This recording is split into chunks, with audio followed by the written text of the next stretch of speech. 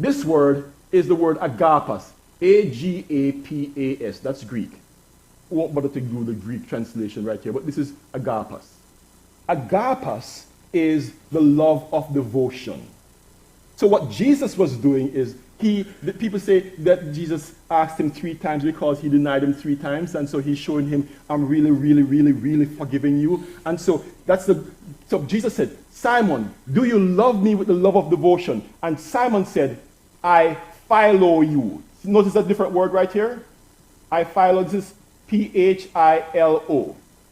So Jesus said, do you love me with the love of devotion? And Peter said, yes, Lord, I brotherly love you.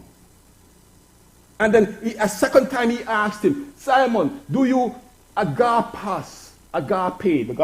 love me? And Simon said, Lord, I philo you. And then the third time, Jesus said, Simon, do you philo me? And Simon was so embarrassed and said, Lord, you know all things. So, do you love me with the love of devotion? You love me with the love of devotions. Do you like me?